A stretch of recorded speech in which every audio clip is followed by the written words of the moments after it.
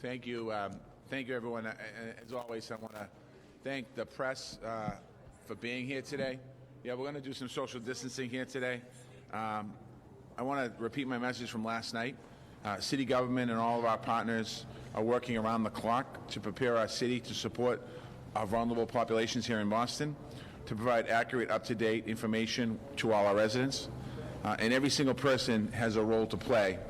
We're asking people to stay home if possible, practice social distancing at least 6 feet apart, wash your hands with soap and warm to hot water, as well as hand sanitizer throughout the day if you can do that. We want you to cover your mouth when you cough or you sneeze. We want people, if you're feeling sick, please isolate yourself. Staying home, call your healthcare provider, or if you can't get through or you don't have one, you can call 311, and we will have the mayor's helpline to kind of give you a briefing on the steps you take. We're asking people not to go directly to the emergency room or doctor's offices.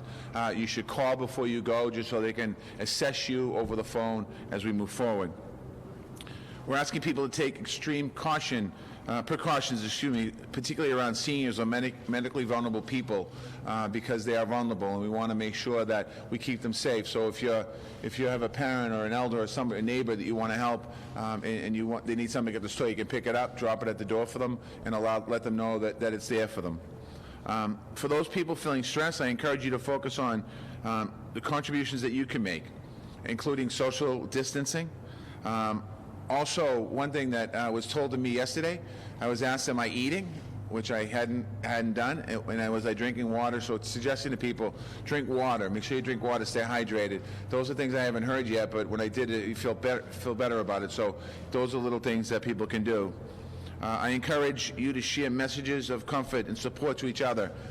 Touch base by a phone call, a text to somebody, something that's really important that we can do.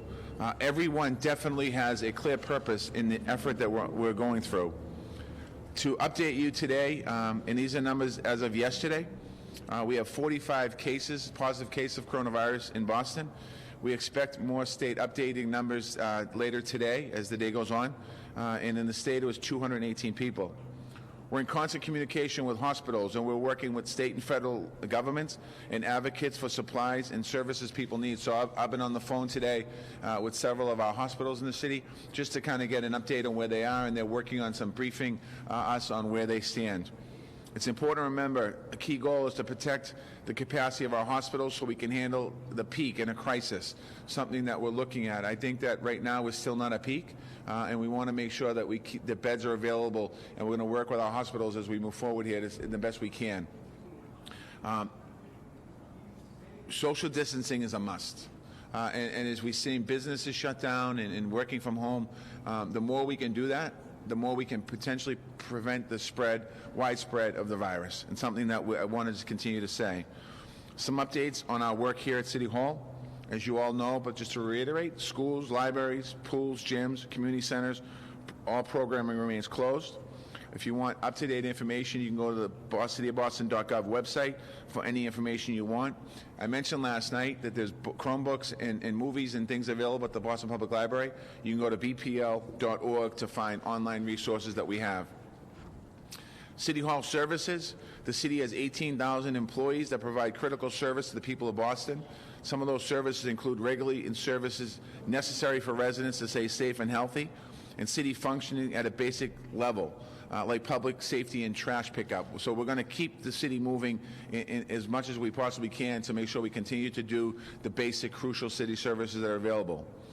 Emergency services people need right now in crisis, like food access and senior outreach. Our Age Strong Commission continues to do that.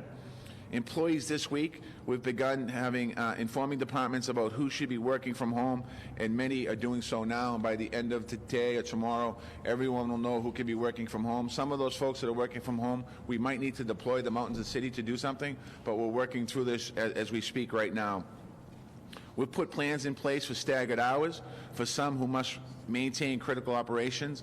I was walking around the building today, some of those windows that we have downstairs that do birth certificates and tax collections, things like that, and I thank the folks that are working there. I'm asking people to be patient with them. As much online you can do as possible. If you have any questions, you can call 311. We can let you know what services are available online. So as much as possible, we will do as online service here in the city of Boston. Our goal is to practice social distancing. We have extra cleaning going on at City Hall in all of our buildings throughout the city, in all of our city operations. Maintenance is a critical operation, and maintaining operations is critical. Public health and public safety, trash and recycling. As I mentioned last night, and I think I might have made a little bit of a mistake, but I'm going to clarify it right now. Street cleaning, we will not be ticketing or towing for street cleaning purposes. So as we go around, and that was a question that was going to be asked, I could tell already. As we go around the city, street cleaning starts, I believe, next week. So you're going to see street cleaners out there. Obviously, they're not going to get to the curb because a lot of cars are home, but we're going to do our best to keep the street clean. Parking, we're going to continue to clean parks. And we're going to continue to service our food access and our children and families. Our election department remains open. It's a function that's important for us to move forward. Our procurement department remains open. We have essential and emergency supports for our seniors, for our veterans, for our immigrant communities, for our homeless community, and for our children. City Hall remains open, but we discourage anyone from coming in unless they have urgent need for services that cannot be done online. So we're asking people if you potentially could do that. I would truly appreciate that. For families and children, and we started yesterday, free meals are available for families every weekday morning from 8:30 to 11:30 at sites across the city. Those BPS students that were sent home have the information, but any family members looking for information, you can go to the website at boston.gov to see where the maps were. Yesterday we served 1,360 meals. We have 53,000 kids in our district, so we're expecting those meals to increase as we get through this week and into next week. BPS received 20,000 Chromebooks yesterday and has launched a plan to get them out to our students who need them for learning at home. And we're going to continue to provide updates to our family via text, calls, emails, and our website. Any questions you have on Boston Public Schools, the bostonpublicschool.org/coronavirus. And I want to thank the press again because you're putting this information up on the newscast for families, so thank you for doing that and in the papers. For seniors, our Age Strong Commission is reaching out through every available channel, through our buildings, service providers, phone calls in multiple languages. We're working to continue in-home service that many seniors rely on, including groceries and Meals on Wheels. Nursing homes and assisted living facilities are not allowing visitors. It's important that we adhere to that. Some people I know I'm hearing that are concerned they can't go in to see their parent or their loved one, but really it's for the safety of their parent or loved one that these rules were put in place. And it's important that everyone who is interacting with a senior or somebody that's sick take precautions. We can't stress enough washing with soap and warm water, sanitizing, disinfecting not just work areas but doorknobs and areas that the public touches, and keeping a distance is really important. We're also hearing concerns about food access. Most of the food pantry sites seniors use are still up and running, using a grab-and-go package with the special precautions around social distancing and cleaning. So as our food pantries are seeing an increase in people using them, they're going to be putting in different types of rules so that we don't have too many people in a certain space. And again, that's another, I'm asking people again to be patient as we're seeing our world literally change in front of us. If seniors have an issue with food access, we want you to please reach out to 311. Many seniors have the contact directly for our Age Strong Commission, or reach out directly to Age Strong Commission. Those of you that might be listening and not sure what Age Strong Commission is, our Age Strong Commission is our office for older Bostonians. So if you have not been connected there and you call, that office is specifically there for you, so we want you to access that office and use that office. If you have any questions or concerns, as I said, the best number, if you're looking for a question or a concern, 311. We've put on extra call takers, so we're going to be able to handle the volume. There was yesterday a dip in service in the morning to early afternoon because of the volume of calls around construction. And since that time, we've gotten the clear guidelines around construction out, so people understand it today. When we announced it the day before, I don't think we got the information out quick enough in a very clear manner, so we took care of that yesterday, so we're seeing calls go down. I'm also joined by several city councilors that are here. For the public, a lot of you have relationships with your city councilor and your state representatives. Please feel free to contact them as well, because we're in this together and we're working together, and it's all the same information that we're going to get to you. So do not hesitate in that particular case. For people experiencing homelessness, city agencies, the Boston Public Health Commission and the Department of Neighborhood Development are working with our partners at Boston's Healthcare for the Homeless, Pine Street Inn, Boston Medical Center, St. Francis House, and many other homeless organizations in our city. We are working to make sure that people experiencing homelessness are supported and that they're kept safe. There are no plans to close our shelters, but we are putting in place special measures to prevent the virus from spreading. We're going to continue to operate our emergency shelter system safely and care for those needing observation, quarantine, or more serious levels of care, and additional supports that are needed if needed. The city is finalizing a comprehensive plan for people experiencing homelessness, so we want to make sure that if we have a situation where we have somebody in our facility that has coronavirus, we want to be able to isolate not just that person, but isolate an entire groups of people so that we don't see the spread of the virus go through our whole population. We are acting now on certain parts of the plan, which includes screening and testing and isolation facilities located behind the Boston Healthcare for the homeless and next to our 112 Southampton Street shelter in Pine Street. So you're going to see tents that are going up. And we're working on making sure that we're taking care of our homeless population. And we're also working with other opportunities to have more places for our homeless folks to go if we, in the event that we have to separate our homeless population in the city. We're in constant connection with other shelters in the city and other street outreach staff, ensuring everyone has the latest development and the guidance on the COVID-19. So we're going to work with other people's staff as well to make sure they have the most up-to-date information. As I mentioned the other day, a few days before this coronavirus came to Boston, we might have been acting as separate entities, and today we're all one.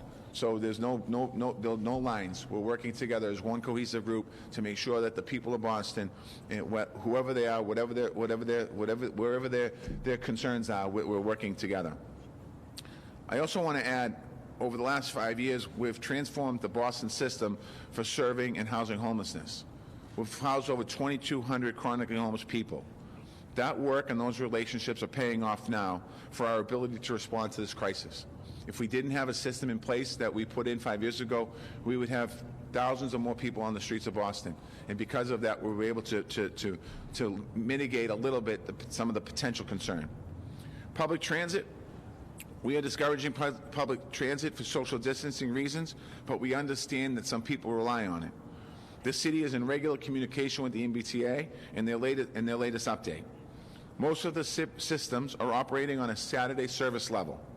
The MBTA did add back additional capacity today, including E-Line and Blue Line and higher frequency bus routes. So they experienced yesterday when they went to the Saturday schedule, they saw a lot of people taking the buses and trains. So what they're able to do is add additional capacity today to alleviate some of those concerns.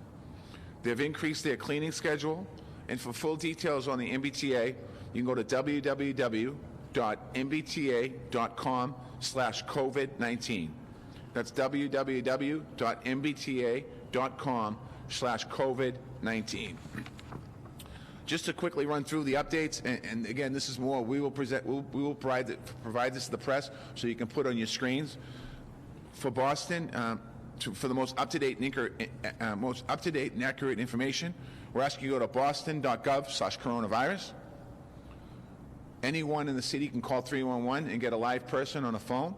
And the phone lines are up and running, and it's 24 hours a day. We're asking people, if you'd like to get notified by text, you can text BOSS COVID to 99411. That's 99411, and text the word BOSS COVID. To follow me on Twitter or the city on Twitter, this is the city Twitter page. It's @Marty_Walsh. @Marty_Walsh. On Instagram, it's @Boston_Mayor. Please make sure, do not trust rumors. The information that the press is the most accurate information, or information that myself or other elected officials and the governor that are giving is the most up-to-date, accurate information that we have at that particular moment. So make sure that there's been a lot of rumors about sheltering in place and all the different things. There is no shelter-in-place order. There is no current plan to issue such an order on any particular date. As I said, I remain in constant contact with the governor and state officials and other mayors. I was on 2 phone calls today with mayors from across Massachusetts. that we're talking about situations and how we move forward.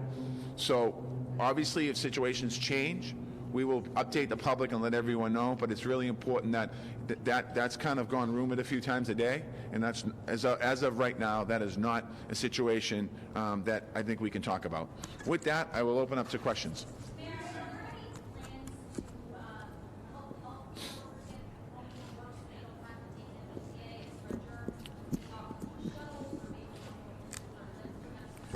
Yeah, I had a conversation this morning with some medical folks, and that's one of the issues we talked about. And we're going to try and assist in ways. They have different ideas, and they're not sure what the best idea is yet. The Resiliency Fund Boston that we set up is about creating opportunities for childcare for some of our first responders and our medical people. That does not take care of the issue of traveling back and forth, but I'm not ready to announce anything yet. But we're working with them to figure out what do we do long term.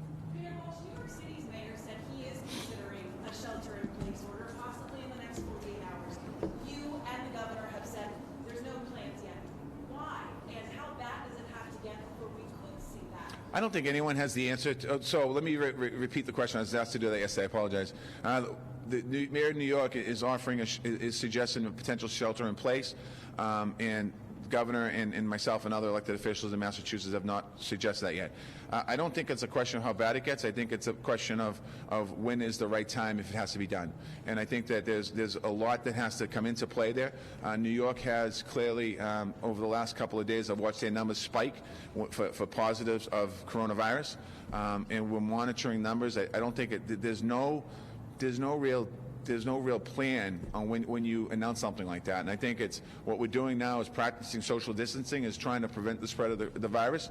I'm not saying that would never be a potential option. I think it could be very realistic that it's going to be an option. I mean, we're seeing what's happening in Italy. We're seeing what's happening in the Bay Area. We're seeing what's happening in other places, and there's different versions of this. And I think, it's not even about conversation. It's about watching the data, where the curve is and where we're going. So I think that, we could be standing in 4 hours and having a very different conversation. Literally, that's what seems to have been happening lately with this. I'll come back to you in a minute. Police in Philadelphia have essentially stopped low-level arrests. Is there any plan to direct Boston police to stop arrests for misdemeanors and nonviolent offenses? I checked with the police this morning. We're really not having a lot of crime in the city, so I don't think if there's no crime, there's no need for arrests. And I'm monitoring that on a daily basis with the commissioner. So I mean, that's the best way to do it. I think that I met with my Office of Public Safety today, aside from the police department, and we had a long conversation about how do we make sure that people are getting the services they need and making sure that people are being taken care of. If we don't see an increase in crime, there's no need for arrests.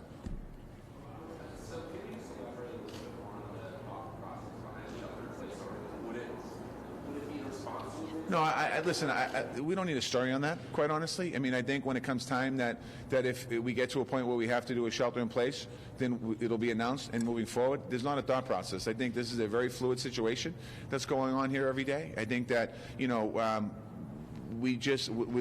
going through this a day at a time. We're obviously planning for the future, and certainly that's what we've been doing at City Hall, putting when I talk about the homeless situation, I mean, we don't have a positive case with our homeless community right now, but in the event we do have a positive, we have a plan. We have a situation with our senior citizens that we haven't really seen large outbreaks in different places like they did maybe in Seattle with some of the assisted living facilities. We don't have it. We have a plan, and if something like that were to happen, we would have to think about how we move forward. We're working right now with different hospitals and working on capacity and working on those issues.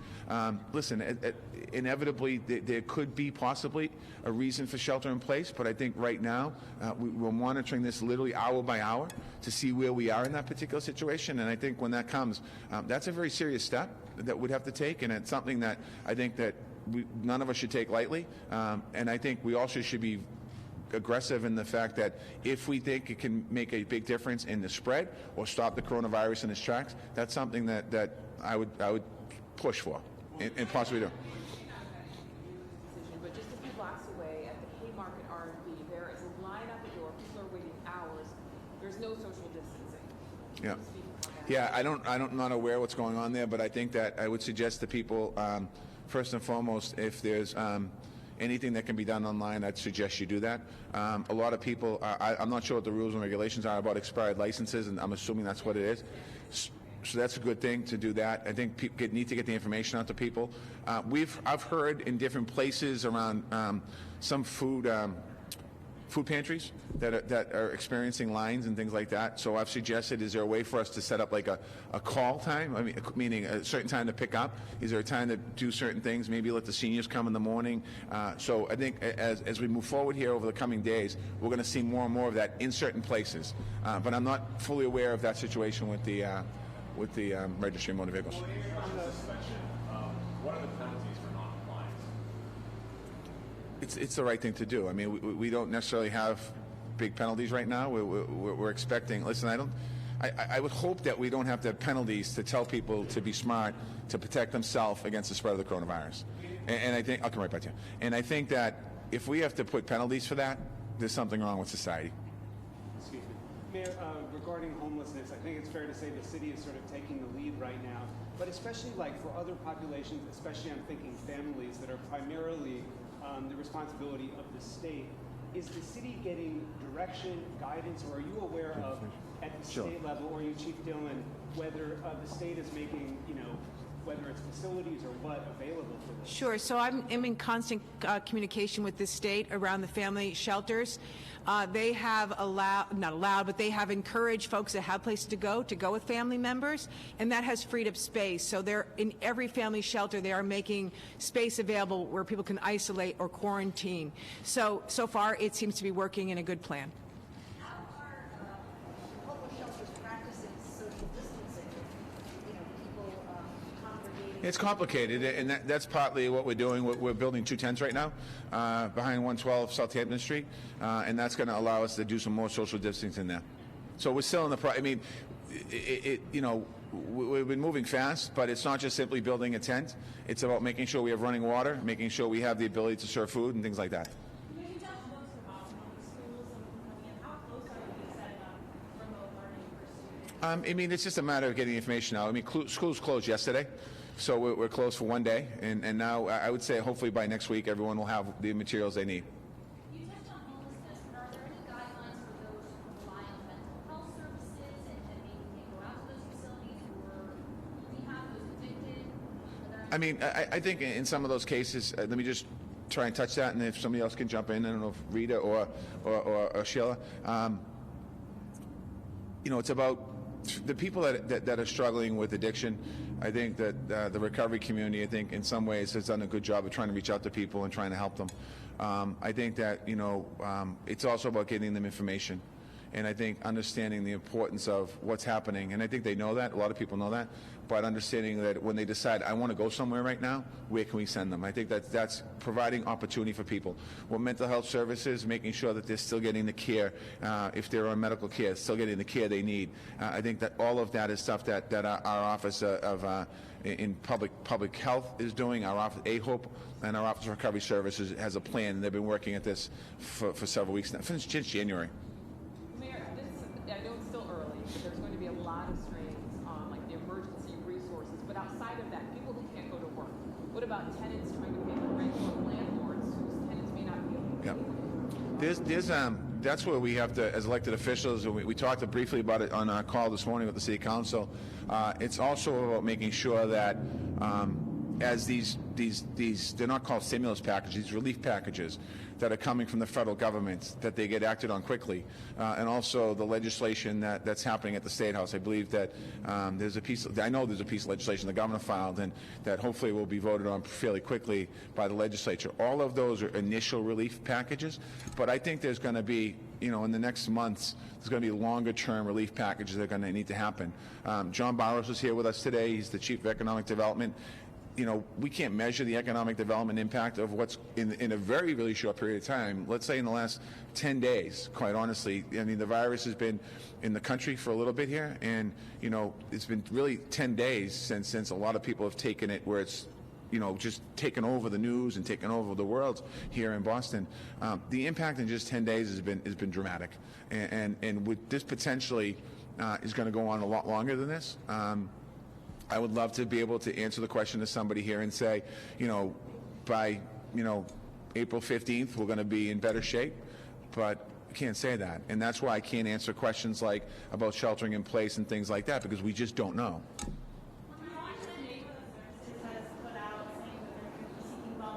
Yes. So this weekend, we're not. This is not a big ask to everyone here. We're working through certain groups, elected officials. We are going to do a citywide massive lit drop in several different languages. Actually, I think 8 or 9 or 10 different languages. How many languages? 7 different languages. For folks, we're dropping information at your door. For folks that might have language barriers that quite aren't getting full information, or folks that just might not be completely paying attention to what's going on, we're going to be doing a citywide literature drop with information, the most pertinent information, and also contact information. That's what we're doing. So what you do every night at the end of the broadcast, where you put all the numbers on the thing, we're going to have it handed out to people. How do you issue at home shelters right now, and what kind of resources are available? I mean, to help the person might need it? we're working on all that. Our staffs are working on that. We have dedicated staffs in our shelters. I mean, I think it depends on the day. I mean, a day like today, a lot of people aren't going to be in the shelter. They're going to be out. And I think at night, we're going to have people in the shelter, and we're working towards that. It's a very complicated issue, you know, to be able to get complete social distancing down 100% today, but our goal is to get to that point, and our goal is to make sure that we keep everyone safe, and we're going to do everything we can to keep people safe. How has this been for you as the elected leader, the head of the city? These are unprecedented times. Just to navigate through all of this and have it happen so fast. Well, as I said the other day, I think I said the other day, the folks here at City Hall who work for the residents of Boston have been simply amazing. We have some people here that we've told that we're going to go to skeleton crew and you're going to work from home, and they say we don't want to. We want to be here. Putting these plans together in a very short order has been amazing, watching different people step up and do their job. Watching our first responders do their job, our police, our fire, our EMTs, watching them do their job every day is amazing. I think it's the city council who's here with me today. We've been on a call every morning for the last 3 days. We've met now, I think, 3 days in a meeting. We've never really had that. I don't think the city's ever had that type of coordination ever before, where we're sharing information every single morning and working all the time just to share information and for the most part on the same page moving out. You know, that's been the positive side of it. The other side of it is the fear and concern people have, trying to ease their fear. Last night, when I spoke to Boston, as you could tell, it wasn't announcements, it wasn't a political speech. It was about letting people know that this is a very serious situation, and that we're going to do everything we can to make sure that everyone is safe in Boston, and we're going to make sure we continue to deliver services to the people of Boston. So it's been an interesting time. You know, there's moments of stress and there's moments of appreciation. And I think that, you know, you try and balance those out. And as I said last night, I literally live my life a day at a time. And I think that that's what we have to do for a little while. We have to live our life a day at a time, and just get through the day. And that's something that's really important. And I learned that in recovery, and I think that it's a great way to live. And we'll get through this, all of us, including you, the reporters. I mean, you're being sent out to talk to people that might have come in contact with the coronavirus, and you have families and kids and parents. It's a day at a time for all of us.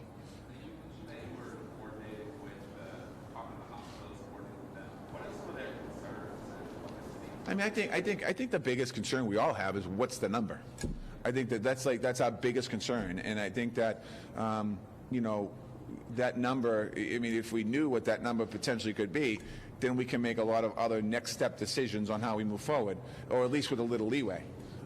You know, the mayor in New York, when he announced the shelter in place, he announced it 48 hours from now, which allows people the opportunity to go out and prepare for the shelter in place. They didn't really talk about how long it is, but my concern in that particular case would be, as people are out and about getting food and stuff for their house, what type of potential spread's happening there? So again, I mean, and I will at some point. I haven't called him. You know, I talked to Mayor de Blasio a lot. I have not had called him on this. I was thinking about it, but I know he's he's in the bunker right now, and I think in the next, maybe tonight I'll call him and say, what's the thought process? He called me last week on the thought of how did I cancel the parade? Now we're very different place. Today it doesn't seem that big of a deal, but at that point it was. And he said, what was my mindset on canceling the parade? So we do share ideas and talk to people. And as I said before, Jenny Dirk in Seattle called me last week, and she said, this is what I would recommend you do, because it came fast in Seattle. And in that particular case, a lot of what happened in Washington State is that a lot of their deaths happened in assisted living facilities, and that's why we came out, not we, but when the regulations came out about not allowing visitors, that makes a difference, because something happened in Seattle that might have, if they got on top of it, we might have not had the situation. So again, we're learning from each other and sharing best practices. We're talking to the specialists and the scientists and the doctors that have this information, and I think that I'm going to continue to listen to them, and if tomorrow I'm standing here and it looks the curve's going the other way and it's a problem, we might have a very different conversation tomorrow, and I hope not, but unfortunately that's been the case. And lastly, because I know you're probably going to upset us, I just seriously want to thank all of you for your work, because it's important for us to get the most accurate information out to the public, and you've been doing that, so thank you for doing that.